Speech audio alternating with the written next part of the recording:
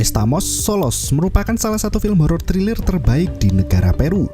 Film ini berisi footage yang sangat menarik. Sebuah overhead shoot yang dimulai dengan wajah seorang karakter dan diakhiri dengan kotak musik jahat di dalam lemari. Berasal dari bahasa Spanyol, judul film yang memiliki arti "kami tidak sendirian" ini berhubungan dengan peristiwa paranormal, di mana ada roh jahat yang sangat kuat dan menghuni rumah mewah di tengah hutan. Saking kuatnya, makhluk astral itu bahkan telah menghabisi nyawa banyak korban. Seperti apa kengerian dari makhluk beda dunia itu? Berikut ceritanya.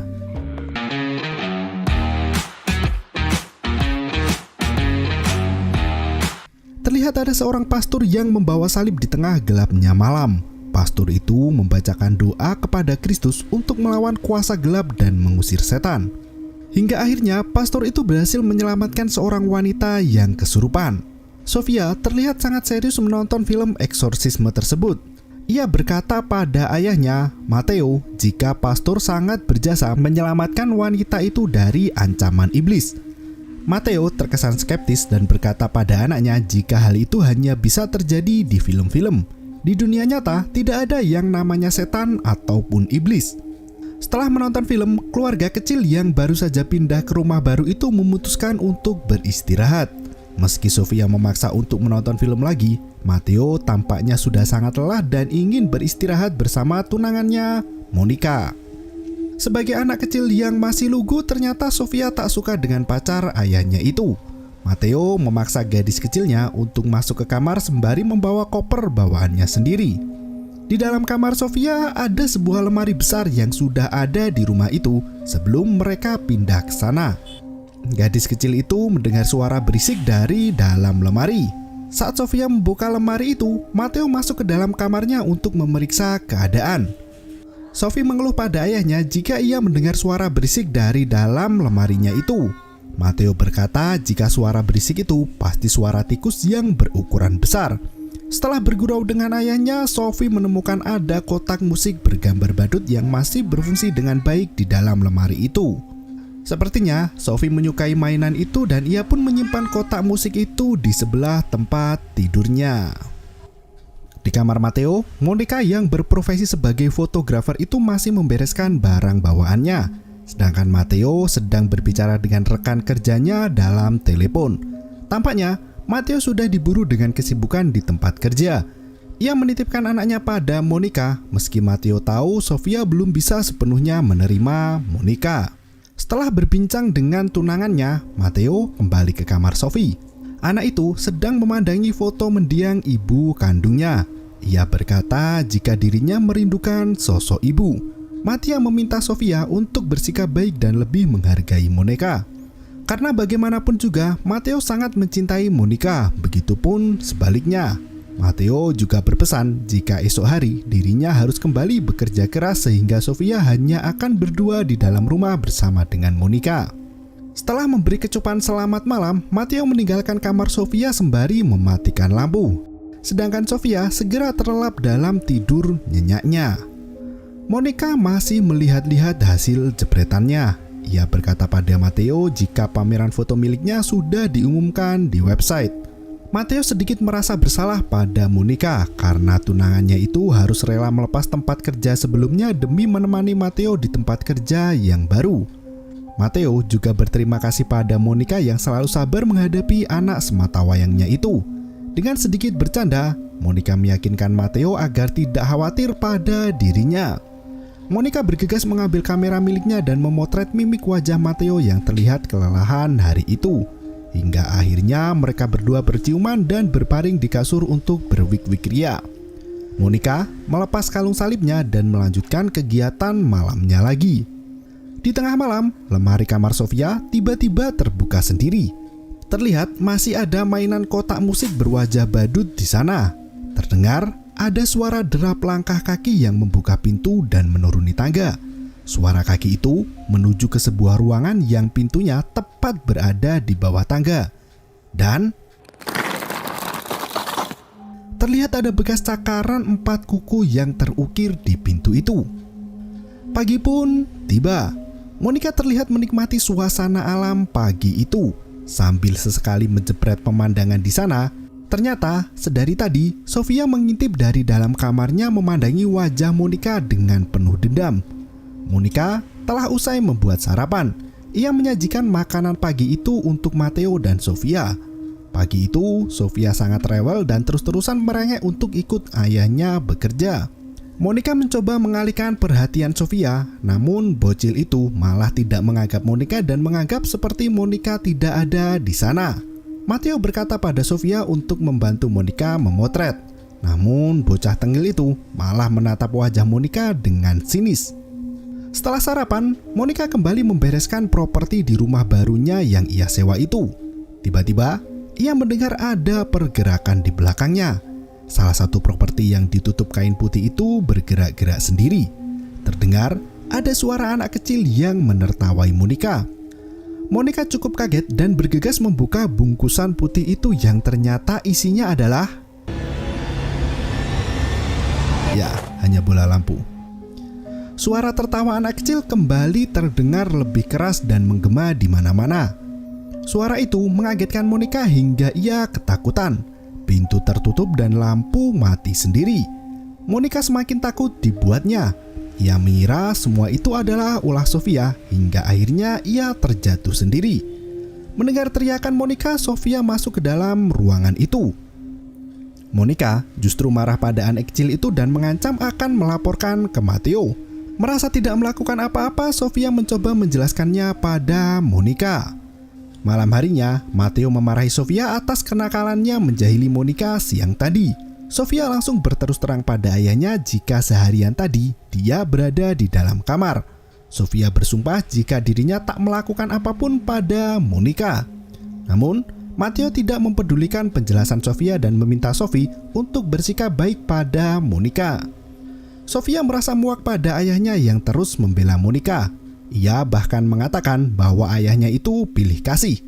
Matteo semakin kesal dibuatnya dan menghukum Sophie dengan tak memberinya uang saku selama seminggu. Anak itu malah balik berkata jika tak takut kehilangan uang saku. Di desa itu, Sophie tak bisa membeli apapun juga. Matteo merasa cukup dengan anaknya itu dan pergi tidur. Waktu menunjukkan pukul 3 dini hari. Suara berisik itu kembali terdengar. Suara seperti membuka pintu dan itu membuat Monica terbangun dari tidurnya. Ternyata Sofia sudah ada berada di depan kamar mereka. Monica segera membangunkan Matteo dan Sophie yang ketakutan itu langsung berlari memeluk ayahnya. Ia berkata jika ada orang yang menyelinap ke dalam kamarnya. Mendengar hal itu, Monica dan Matteo segera bergegas memeriksa seluruh isi rumah. Monica menemukan foto keluarga kecilnya yang sudah pecah dan berserakan di bawah lantai rumahnya. Melihat hal itu, Matteo segera menelpon kantor polisi terdekat untuk meminta bantuan. Sedangkan Monica, ia melihat ada bekas cakaran di dinding kayu bawah tangga. Ia terus mengamati goresan aneh itu dan Monica mengintip dari lubang yang ada di dinding itu, namun ia tak bisa melihat apapun di sana. Terdengar suara Matteo sedang berbicara di telepon. Ia mengatakan jika ada suara penyelinap yang masuk ke rumahnya. Ia memberikan alamat pada polisi. Polisi itu mengkonfirmasi apakah rumah Matteo dekat dengan perkebunan Lazarte. Meski tak tahu pasti, Matteo mengiyakan saja apa kata polisi itu. Namun, ternyata polisi itu mengatakan jika petugas di daerah Matteo sedang mengalami kendala di jalan sehingga tak bisa datang ke rumah itu. Monica menjebol dinding kayu itu dibantu oleh Matteo. Terlihat ada pintu di sana. Monica membuka pintu itu dan pintu itu menuju ke ruang bawah tanah yang sangat gelap. Segera Matteo mengambil senter dan mereka berdua turun dan mulai mengeksplor ruangan itu. Yang pertama terlihat dalam ruangan itu adalah simbol yang tergambar di atap. Selain itu, banyak sekali barang-barang aneh yang berserakan tak terawat. Nuansa horor dan mencekam kian terasa takut di dalam ruang bawah tanah itu. Dan tiba-tiba senter Matteo tak sengaja menyinari kaki Sofia. Entah bagaimana cara Sofia bisa masuk ke dalam ruangan itu. Setelah dirasa cukup, Matteo meminta Sofia dan Monica untuk kembali ke kamarnya masing-masing. Setelah semua meninggalkan ruang bawah tanah, terlihat ada bayangan putih yang merangkak menuju ke arah mereka. Pagi pun tiba. Di sebuah coffee shop, Pastor Rafael sedang dicurhati oleh jemaahnya. Bapak-bapak itu mengeluhkan kelakuan anak laki-lakinya yang tidak bekerja dan hanya berdiam diri di dalam rumah.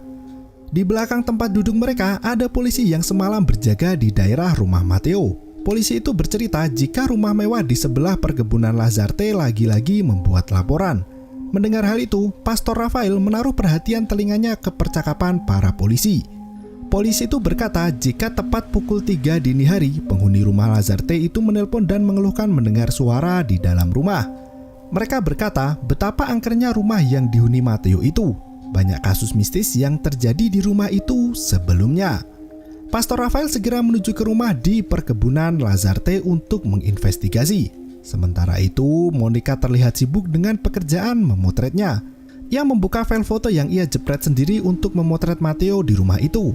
Monica terlalu asik mengobrol dengan Matteo sampai-sampai foto penampakan hantu anak kecil pun luput dari pandangannya. Di ruangan lain, bola tiba-tiba saja menggelinding sendiri ke arah karpet yang dibentangkan di dinding. Sofia mengejar bola itu dan bersembunyi di sebuah ruangan yang ada di balik karpet. Malam pun tiba. Monica dan Sofia terlihat makan berdua. Matteo menelpon Monica jika hari ini dirinya lembur. Matteo tak bisa menyantap makan malam bersama dengan keluarga. Mendengar hal itu, Sofia membawa piring makannya dan pergi makan sendirian di depan sofa sambil menonton televisi. Setelah selesai makan malam, Monica membersihkan piring di dapur. Ia kembali mendengar suara berisik dari ruang bawah tanah. Terlihat pintu ruangan itu terbuka dan menutup dengan sendirinya. Monica yang penasaran itu pun masuk ke dalam ruangan itu. Ia menyalakan lampu dan melihat-lihat keadaan di bawah sana. Monica menyibak tudung kain yang ternyata di dalamnya tersimpan patung hewan yang diawetkan. Ia juga menemukan mainan patung pengantin kecil di sana. Selain itu, ada gambar anak kecil yang tampak menyeramkan. Di dinding ruangan itu juga tergambar lukisan anak kecil yang mendeskripsikan tragedi pembunuhan mama. Monica yang merasa aneh dengan gambar-gambar itu dikejutkan dengan sosok bergaun putih yang menutup pintu ruang bawah tanah. Lampu pecah dan seketika semua menjadi gelap. Suasana semakin mencekam saat Monica menyalakan api dari korek apinya. Teror iblis berwujud wanita itu menjadi semakin intens saat ia menampakkan diri di belakang punggung Monica. Dan tiba-tiba, iblis wanita itu meniup api dari korek api Monica. Monica segera berlari keluar dari ruang bawah tanah itu. Sementara itu, Sofia yang sedang menonton TV juga mendapatkan gangguan. Saluran TV kabel itu berpindah-pindah sendiri. Sofia mematikan TV dan kembali ke kamarnya untuk pergi tidur. Sebelum tidur, Sophie bermain bola merah yang ia temukan siang tadi.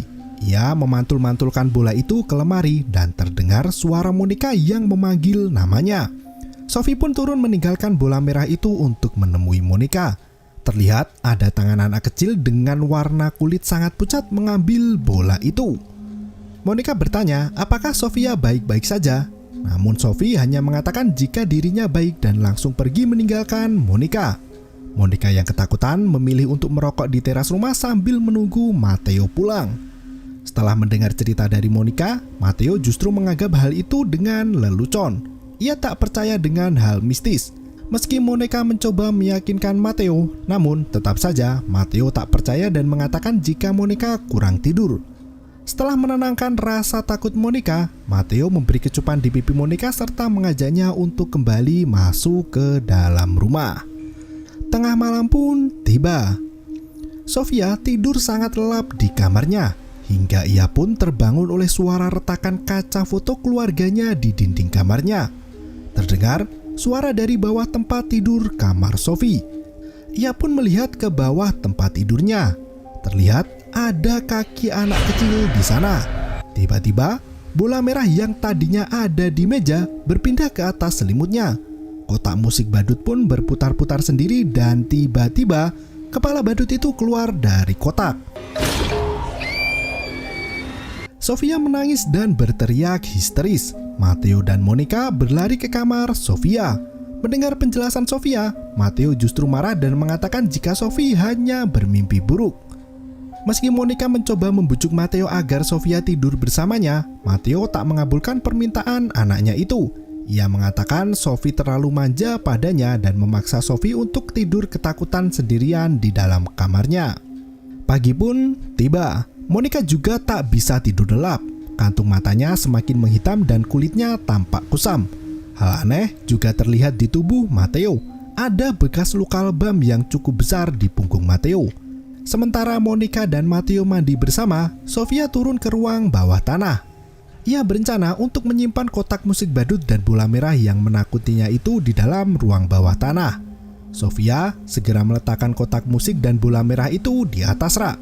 Setelah meletakkan mainannya, Sofia kembali menuju ke tangga. Namun, langkahnya terhenti ketika ia mendengar suara tangisan anak kecil di sana. Sofia kembali turun dan mencari sumber suara itu. Hingga akhirnya Sofia ketakutan berlari ke arah pintu, namun sayang pintu terkunci dan tak bisa dibuka.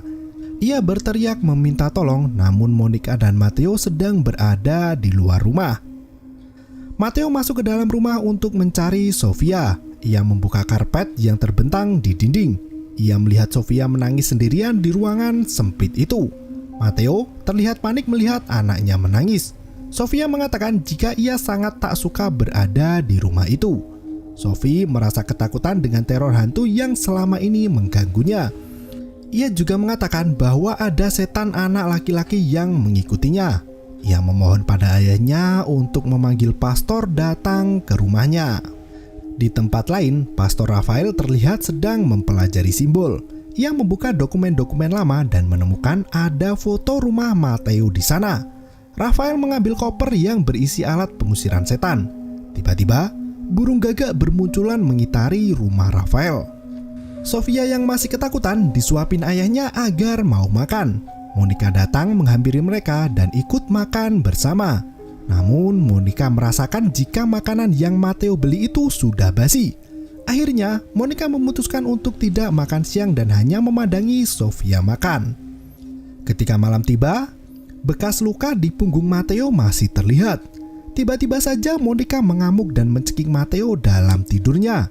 Saat Monica tersadar, ia mengatakan bahwa ada yang tak beres dengan rumah itu. Matteo berkata jika mereka bisa mencari rumah baru dan memutus kontrak dengan rumah sekarang. Namun, Monica justru menolak tawaran Matteo untuk pindah rumah lagi. Matteo sudah sangat sibuk dengan pekerjaan di tempat baru. Akhirnya, Monica kembali tidur sedangkan Matteo harus menahan rasa sakit di lengan kirinya yang dicakar-cakar Monica. Pagi harinya, Monica membuka file fotonya lagi. Ia akhirnya menyadari jika ada penampakan hantu anak kecil di fotonya saat memotret Matteo. Tiba-tiba, terdengar suara teriakan Sofia dari dalam kamar. Monica segera berlari ke kamar dan menemukan Sofia terkunci di dalam lemari. Monica pun membuka lemari itu dan menyelamatkan Sofia dari dalam sana. Monica memeluk Sofia dengan kencang. Ia melihat ada simbol di balik cermin lemari kamar Sofia. Akhirnya, Monica memutuskan untuk memanggil pastor ke rumah mereka. Malam harinya, Matteo yang pulang ke rumah melihat ada pastor bersama pacar dan anaknya. Matteo terlihat sangat tak suka dengan sang pastor. Ia berkata jika pastor itu hanya ingin meminta sumbangan. Namun, Pastor Rafael bukanlah seperti itu. Ia tak meminta bayaran sepeser pun dan malah memberi Matteo salib untuk perlindungan diri. Pastor Rafael juga menasihati Matteo agar segera pindah dari rumah itu. Namun, Matteo sama sekali tak mendengarkan perkataan Rafael dan masuk ke dalam rumah. Sofia terus meyakinkan Matteo jika ada iblis di dalam rumah itu. Matteo masih saja tak percaya dengan perkataan Sofia. Akhirnya, Monica mengajak Matteo untuk melihat foto penampakan dari kameranya itu. Meski Matteo terkejut dan sedikit ketakutan, ia masih mengelak. Matteo berkata jika dirinya tak mau Sofia percaya hal takhayul. Sembari memperhatikan foto penampakan itu, Matteo tak bisa berkata apapun lagi. Mereka pun memutuskan untuk tidur bertiga malam itu. Setelah melihat penampakan, Matteo terjaga sepanjang malam. Sementara itu, Rafael berdiri di depan altar memanjatkan doa. Ia mengingat kejadian saat ayahnya melawan iblis di rumah Matteo. Pagi harinya, Matteo memutuskan untuk mencari tahu tentang perkebunan Lazzarte di internet. Ternyata ada kasus pembunuhan yang masih belum terpecahkan di rumah yang ia sewa saat itu. Kasus pembunuhan itu melibatkan seorang pria yang membunuh anak dan istrinya sendiri. Pria itu mencekik anaknya yang bernama Gabriel sampai mati. Beberapa tahun setelah kejadian pembunuhan itu, seorang dukun bernama Artemio tinggal di dalam rumah perkebunan Lazzarte itu. Cenayang itu tinggal di sana bersama dengan seorang putra yaitu Pastor Rafael. Tak berselang lama mereka menempati rumah itu, cenayang Artemio ditemukan meninggal dunia dengan kasus pembunuhan yang tak dapat dijelaskan. Dari berita itu dikatakan jika Rafael mengamuk saat melihat jasad ayahnya dibawa pergi oleh pihak yang berwajib. Setelah mendapatkan informasi itu, Matteo pergi ke gereja Pastor Rafael. Ia menanyakan apa yang sebenarnya terjadi di rumah yang ia sewa itu. Rafael menjelaskan jika ayahnya merupakan seorang penyelidik hal gaib. Setelah ayahnya meninggal, Rafael memilih memutuskan untuk menjadi pendeta. Di rumah perkebunan Lazzarte itu, ayah Rafael melawan iblis yang kekuatannya melebihi kekuatan ayah Rafael. Hal itu menyebabkan nyawa ayahnya tak terselamatkan lagi. Rafael kembali menjelaskan pengalamannya selama tinggal di rumah Lazzarte. Ia mengatakan jika rumah itu dihuni oleh dua iblis yang sangat kuat. Sosok iblis berwujud seorang anak kecil bernama Gabriel yang mati dicekik oleh ayah kandungnya sendiri. Sedangkan Victoria adalah iblis wanita yang sangat jahat dan penuh dendam. Victoria sangat berbahaya dan kematiannya pun juga sangat tragis. Matteo bertanya pada Rafael bagaimana cara ayah Rafael mengalahkan iblis itu. Pastor menjelaskan jika ayahnya itu gagal dan hanya bisa mengurung iblis itu di ruang bawah tanah rumah. Rafael memperlihatkan simbol untuk mengurung si iblis itu dan memang benar, Matteo dan Monica melihat simbol itu tergambar di beberapa tempat di rumah itu. Sementara itu, Monica dan Sofia menonton televisi berdua di sofa. Karena hari sudah larut, Sofia pun ketiduran. Monica meninggalkan Sofia untuk beristirahat di kamarnya. Saat Monica tidur, ia merasa tak nyaman dan kesakitan. Hingga akhirnya iblis Victoria datang menindih Monica. Seketika itu, ia berteriak sangat kencang hingga membangunkan Sofia. Mendengar teriakan itu, Sofia segera mencari keberadaan Monica. Ia berjalan sendiri menuju ke kamar. Hingga tiba-tiba suara auman Monica menakutinya. Ia berhenti di bawah tangga. Terlihat bola merah yang sudah ia simpan di ruang bawah tanah menggelinding ke arahnya. Sofia berteriak ketakutan dan berlari bersembunyi di balik karpet. Sophie menelpon ayahnya dan mengatakan jika Monica berteriak histeris di lantai 2. Ia sangat ketakutan dan meminta Matteo agar segera pulang menyelamatkannya. Akhirnya, Matteo meminta Rafael untuk membantu menyelamatkan keluarganya. Di dalam perjalanan, Rafael mengatakan jika dirinya tak bisa mengalahkan iblis itu. Sebagai seorang pendeta, tugas Rafael adalah mengusir hantu dan membawa keluarga Matteo keluar dari rumah. Rafael meminta Matteo untuk menuruti dan mematuhi perkataan Rafael ketika sampai di rumahnya. Tanpa bertanya panjang lebar lagi, Matteo menyetujui perkataan Rafael. Sementara itu, Sofia yang bersembunyi di balik karpet ketahuan oleh Monica. Sofia berteriak histeris dan Rafael akhirnya sampai juga ke rumah mengerikan itu. Pintu ruang bawah tanah terlihat terbuka dan tertutup dengan sendiri dengan jeritan dan auman Monica yang sangat menakutkan. Terdengar suara auman Monica yang tengah kesurupan dari dalam kamar. Suara itu sangat menakutkan seperti suara auman hewan. Rafael membawa salib dan berjalan ke arah Monica sambil membaca kitab Injil. Teriakan Monica terdengar semakin dekat dan membabi buta. Hingga akhirnya sampailah mereka di kamar Monica. Kasur Monica sudah terbang di atas kepala mereka. Tiba-tiba kasur itu jatuh dengan sendirinya. Monica tiba-tiba muncul dari belakang mereka berdua. Wajah Monica penuh luka dan langsung saja ia loncat menyergap Matteo. Pastor Rafael segera membacakan kalimat Injil. Seketika itu asap muncul dari jidat Monica. Setelah beberapa saat, Monica mulai melemah. Mereka berdua segera menidurkan Monica di atas kasur dan mengikat tangannya dengan rantai besi. Tiba-tiba, suara Monica kembali dan merayu Matteo. Saat Mateo mendekat, ternyata Monica kembali menyerangnya dan membuat Mateo terpental jauh ke ujung kamar. Rafael kembali membacakan doa, namun ternyata iblis yang merasuki Monica juga bisa membaca doa itu. Kalah kuat, Rafael terpental menghantam pintu dan ia pun pingsan seketika itu juga. Tak berhenti di situ, iblis Victoria menyihir Mateo hingga tubuhnya terbang dan tercekik. Melihat hal itu, Rafael segera bangkit dari pingsannya. Ia kembali membacakan doa dan salib ditempelkan ke jidat Monica. Hingga akhirnya Rafael menampar iblis itu yang terus mengoceh sedari tadi.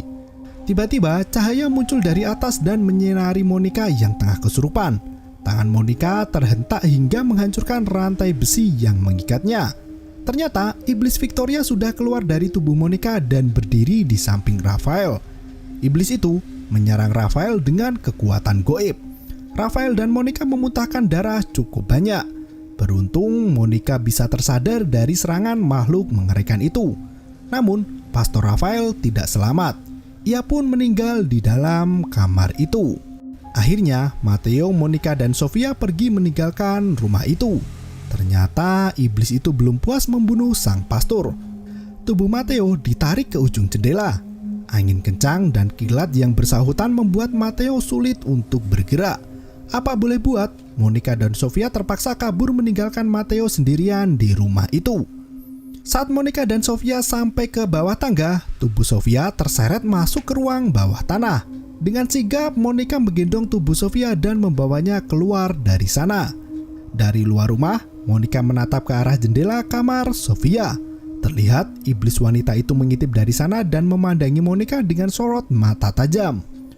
Akhirnya Monica dan Sofia menginap di motel terdekat. Saat mereka tidur berdua, tiba-tiba bola merah menggelinding dari bawah kasur. Pintu kamar tertutup sendiri dan film pun berakhir.